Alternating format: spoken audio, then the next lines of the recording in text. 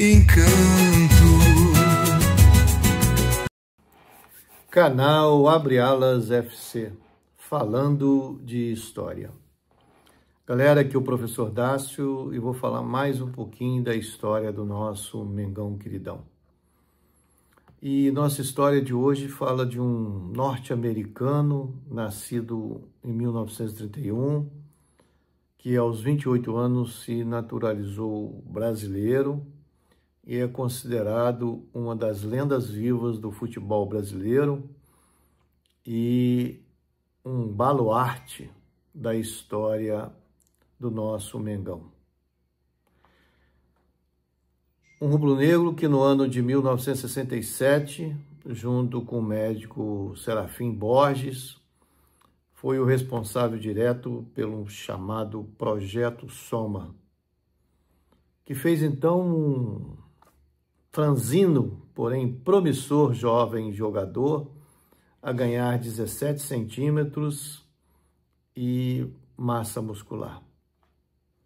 Jogador esse que ele custeou o transporte e alimentação por muitos anos, impedindo a sua ida para o Vasco, o que pouca gente sabe.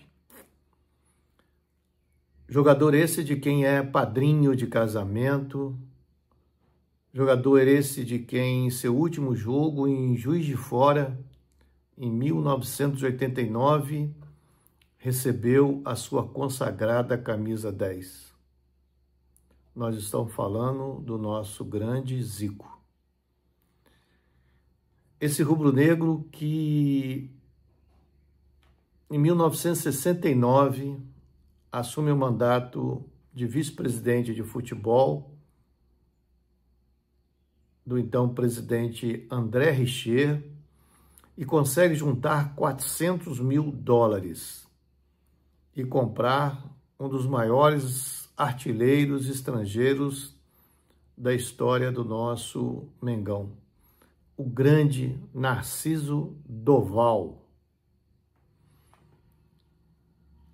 Um presidente que durante o seu mandato em 1984, usando na maior parte recursos próprios e de alguns amigos, comprou um terreno que era um antigo aviário em Várzea Grande, que viria a se tornar um dos maiores centros de treinamento da América Latina. Um ex-presidente que reconhece que o único porre que tomou em toda a sua vida foi quando seu afilhado Zico resolveu voltar para a Gávea. Um presidente que conseguiu que um dos maiores jogadores da história do Flamengo, nosso amado Leandro, assinasse um contrato em branco, única e exclusivamente porque acreditava na sua credibilidade e na sua honra. Um norte-americano brasileiro de quem o grande presidente Gilberto Cardoso declarou: eu conheço muitos rubro-negros, porém, como ele, pouquíssimos.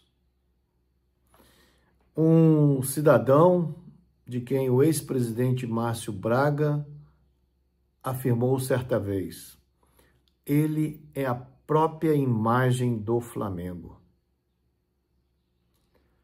E ele é o melhor amigo de todos os seus amigos.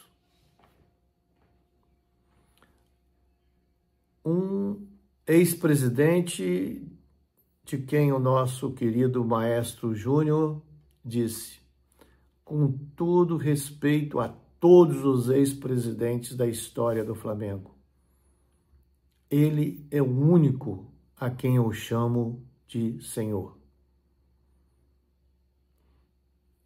Um rubro-negro que o grande Uri Geller certa vez declarou, emocionado: devo tudo que fui como jogador e o que sou como ser humano a ele.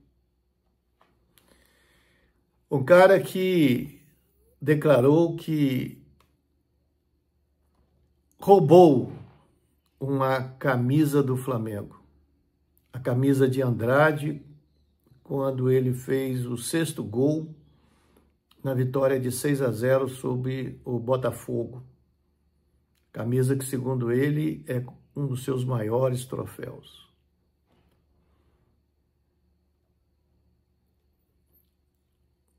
Um rubro-negro que, certa vez, ao ser questionado de como gostaria de ser lembrado, disse que gostaria de ser lembrado como um homem que amou muito o Flamengo, um homem que se dedicou integralmente ao Flamengo,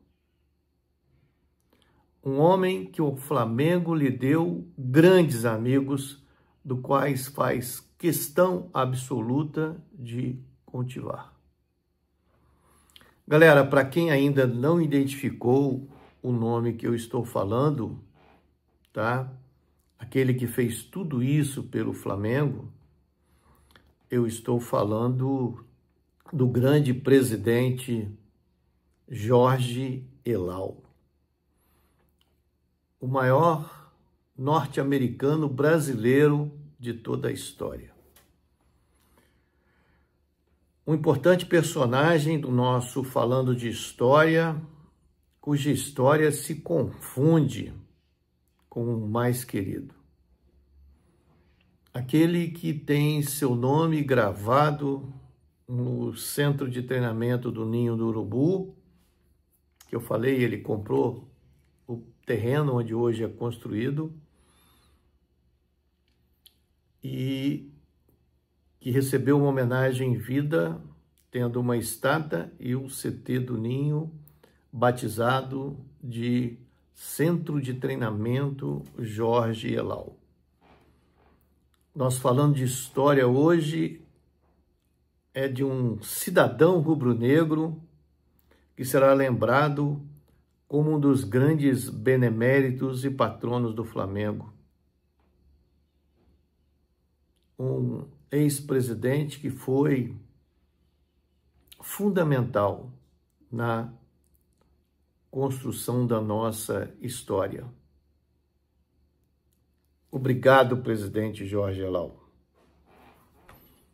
Galera, não esquece de deixar o seu like, de compartilhar a live e de convidar os amigos também para se inscreverem no canal. Ah, importante, convido vocês a estarem conosco toda terça-feira no Arena, o programa onde o chat define o tema.